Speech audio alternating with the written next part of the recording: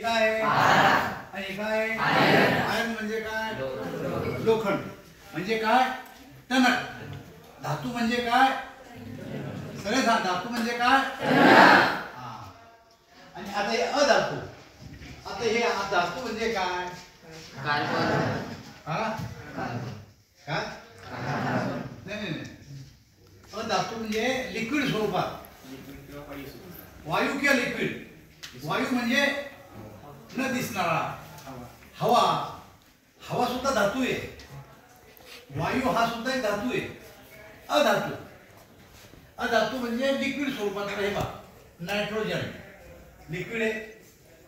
Bromine liquid आहे sulphur हे कशात मोडतं स्थायी स्वरूपात ठिसूळ टणक म्हणजे धातू आणि लिक्विड स्वरूपात किंवा याला वायू आणि लिक्विड आणि अजून स्थायी स्वरूपात म्हणजे सल्फर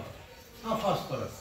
सगळ्या दोघांमध्ये महत्त्वाचा फरक की याच्यातून विजेचं वहन होतं म्हणजे लाईट ट्रान्सफर होते आणि त्यातून होतं. इथे यायला सरळ कळतं ना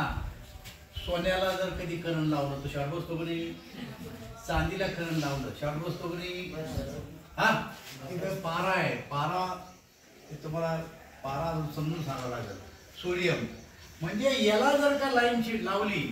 त्यातून लाईन वाहती करंट वाहता याच्यातून